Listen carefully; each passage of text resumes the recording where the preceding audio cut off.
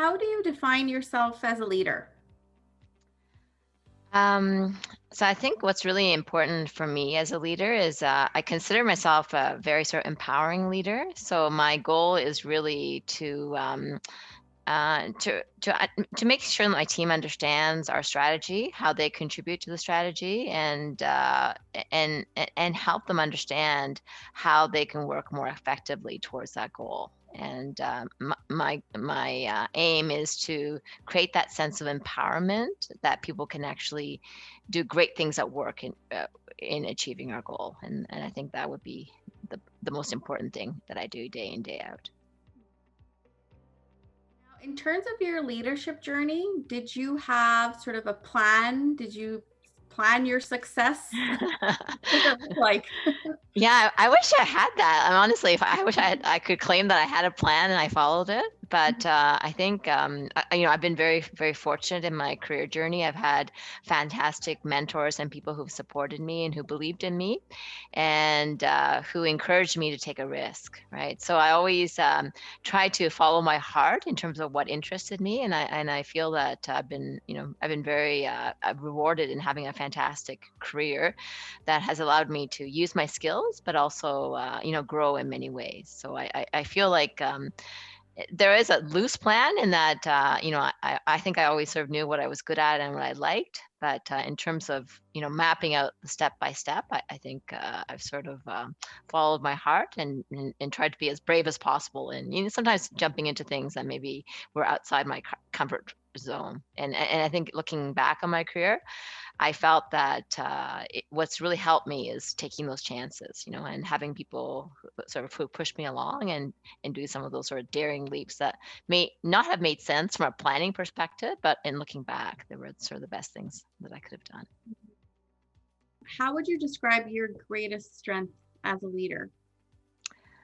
My greater strength is as a leader is I consider myself a good people leader, and I consider myself as someone who can identify sort of the hidden talent in others, and I feel like bring out the best in other people, and I feel that my success has been because of the success of my team. So I feel that that's really helped me develop really great, high functioning teams that I always can count on to deliver. Now, is there a certain skill or attribute that you had 10 years ago that you find that you had to evolve around the way compared to where you are today as a leader? Um, I would say, you know, the world has always been changing, right? So there's a lot of complexity in managing change and transformation. But I think when I think about in the 10-year period, I think that's become even harder. I think change and transformation is the new norm, and the pace of change is accelerating. So I think I've learned to be more agile, more open to change, be willing to really think about business problems from a more innovative and sort of outside the box perspective. And I think that's those are the skills I think are really needed for the 21st century. And because I think the pace of change and globalization is going to continue, and I think all organizations need to have leaders who are comfortable with that, and can create that sort of agile, sort of resilient capabilities within their organizations. Now, in terms of leading or motivating your teams, do you Mhm. find that that's changing even now, considering we're in a pandemic and things are moving so fast? No, I don't think so. In that, I think people. My experience is that people want to do good work. They want to do work that's meaningful, and they want to have leaders who believe in them and who believe in their potential. So I think those are universal things that don't change over time. I do think there are specific leadership challenges associated with the pandemic. Because of the health crisis and the economic crisis. I think as leaders, we have to think about the impact that this has had on our teams. There's a lot of pressure. I don't know if it's the same in your organization, but employees are under stress. So I think as a leader, you need to show empathy for that and to try to really be flexible in how we work and in how we interact with each other, because there's very special circumstances that we're working through as a pandemic, and it's different for each person. So you've got to be have a lot of empathy and understand what's happening to the people on your team, and not be afraid to ask. Now, as a leader, what motivates you? What drives you? What motivates me is making a difference, making a difference to the world. So I hope that the work I do has a lasting value for the organization or for the world at large. And I also hope that my leadership has a positive impact on the people that I lead. So when I think back on my career, I don't think so much about the accomplishments from a project or organizational perspective, but I do remember a lot the people that I've been able to help or support or develop. And for me, just personally, those are the latter memories, are the things that I always think about. And it's nothing gives me greater sense of accomplishment to see people that have worked for me in the past go on to do like amazing things, and to think that that I contributed in a small way to their development is a really a great source of satisfaction for me as a leader. Now, was there ever an obstacle that you faced that you feel has molded you as a leader?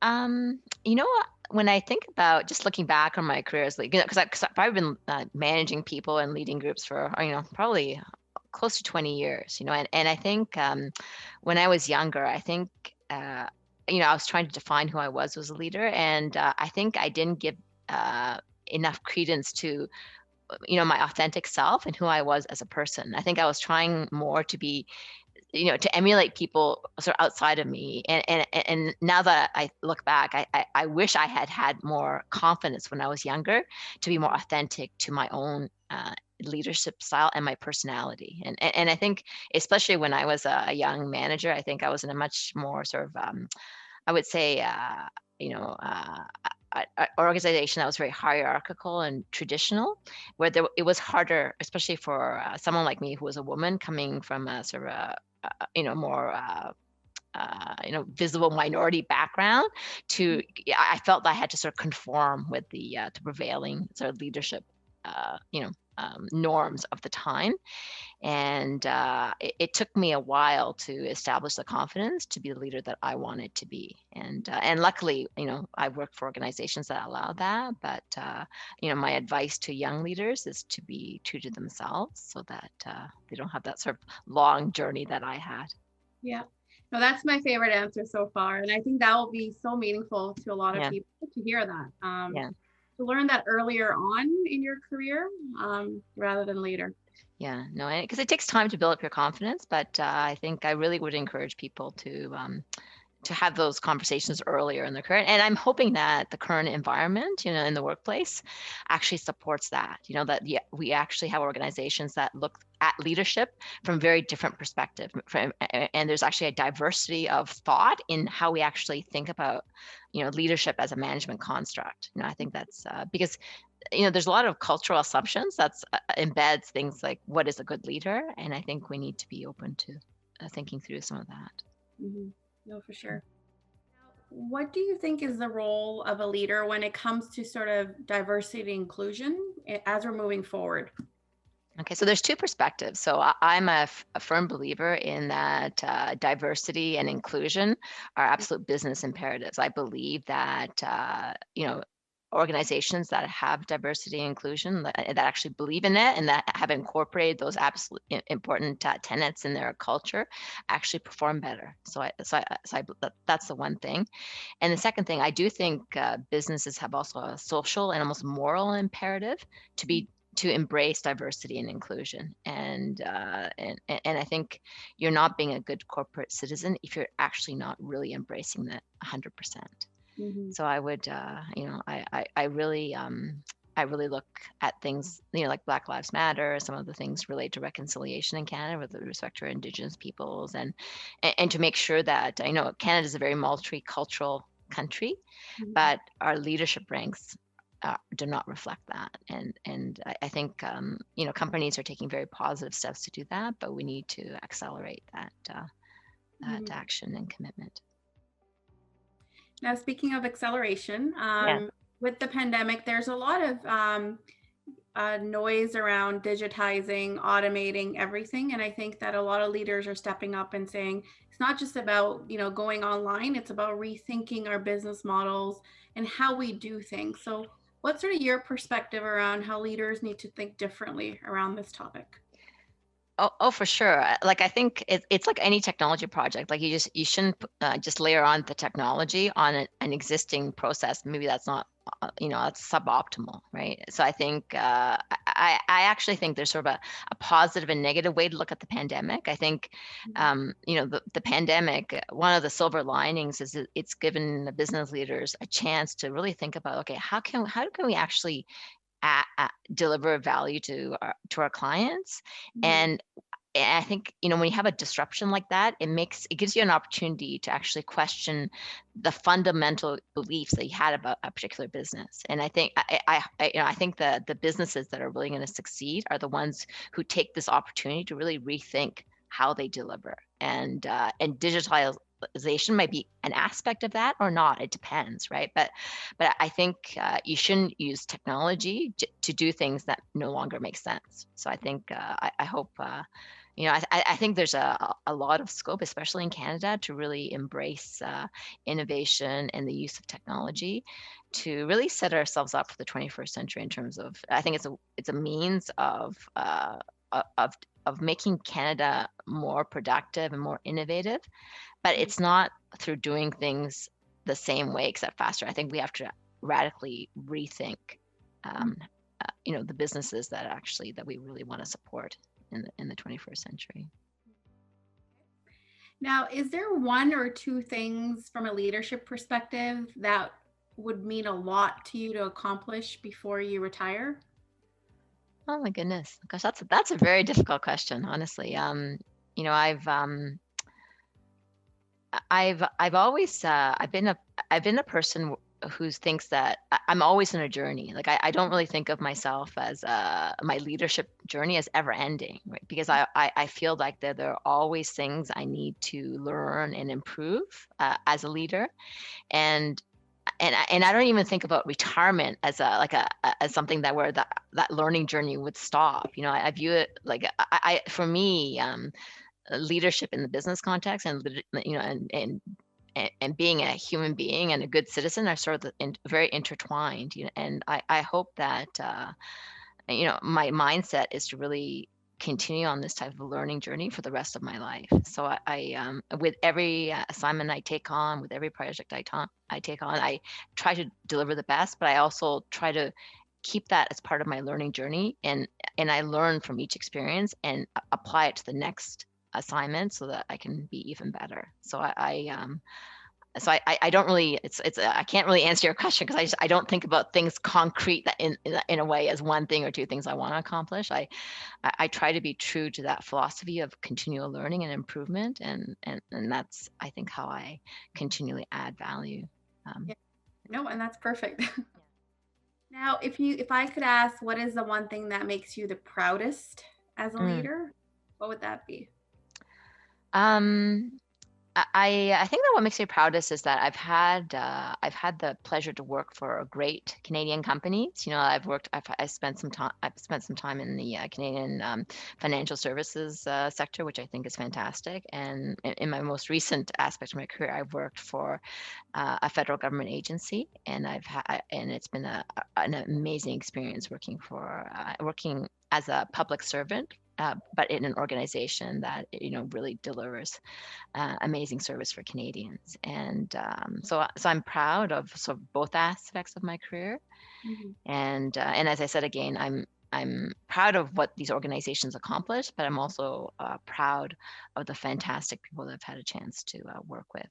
And I think it's the latter that I sort of take away from me from a personal perspective, the amazing people that I've had an opportunity to interact with and Mhm. lead.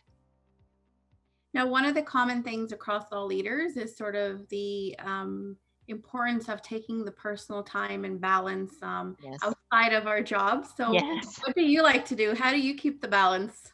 Yeah, so it's very especially important during COVID because I think now that work and home seem very intertwined, but for me, it's things like spending time with my family. Um, Exercise is really really important, like just to have that balance, and good health is really great. And just from a personal perspective, I'm very interested in like culture and literature, so those are the areas where I spend my time. And also I really like things like cooking and traveling as well, and exploring different cultures. So those are things that motivate me outside of my work. And I it keeps me balanced, definitely, as a human being. Now, if I were to say, is there one leadership book that you would say, Sarah, you have to read this? Gosh, you know what? I am, I do read a lot of leadership books, but as I mentioned, I actually read a lot of like history and literature as well. And for me, leadership is about understanding human motivation and being a sort of authentic human being. And sometimes I feel that you can learn that from leadership books, but you can also learn that through other means, through literature, through the arts, through culture. So I would encourage all business leaders to have, be well-rounded in how they learn, and the different sources of their learning. And I think that would be the key Mhm. message I'd like to leave with you. Yeah. Now, if I were to ask if you have the opportunity to sit back and write a book as a Yeah. leader one day, what would it be about? What would you call it? Oh, I really, I don't know the title or what I Mhm. would say is that, but I do think women face special challenges in taking on leadership roles, specifically in certain sectors or in certain even functions within a sector. And to the extent that my leadership journey is instructive to other women, I'd like to share my that journey with them, and to encourage, because I do think, and again, women are, it's not monolithic group, but I think some of the women that I've worked with, they definitely need a bit of a um, s- you know s- advice, and maybe hearing about other women's journeys, because women's leadership journeys are sometimes not quite as linear as others, because we have there's other family and other obligations that can impact our career. And Mhm. to the extent that my journey is helpful to young women, I'd really like to share that with them. Mhm. Okay. Hey, if you need help, I'd love to help you write it. Okay. Fair enough. Thanks, Sarah. Now, if you could see yourself on the cover of Time magazine as a Mm. leader, what would you like it to say? Um, what I would like it to say is that I would like to be acknowledged for being always can rely on for delivering. Because I'm very proud of, I'm a, very competitive person. And I'm one of those people who I feel like I always deliver, and I don't like to let anyone down. So I'm very proud of my reputation from that perspective. But Mhm. at the same time, I I'm I'm very proud of the fact that I take care of the journey. I take care of the people along the way, and I don't. I have a leadership a style that emphasizes empathy and inclusion, Mhm. and I'd like to be known for the fact that I deliver, but at the same time I take care of my people, Mhm. and the journey is as important as the destination. So I think, to me, that's the true sign of success. Okay. And if you could give a quote on what your legacy would be as a leader, what would that Yeah. quote be? Oh my goodness, that is a tough question. And this is like something that I would say about myself or whatever, right? So, oh, Or even advice that you would give? yeah. Mhm. Honestly, I think I think my advice would be is is to always have courage and be brave, and don't be and be very bold in the way you act. I think that would be my advice. And sometimes, in my own experience has been that it's sometimes it's not the external challenges that are the issue; it's your own internal demons about your your potential and your capabilities. Mhm. And I would really I think there's this huge unharnessed potential in the world because Mhm. people have these inner voices that hold them back. And I think I would like people to really sort of trust their inner voice and really have belief in their potential and their capabilities to do good in the world. Mhm. Really gotta get your book started. Okay. Fair enough.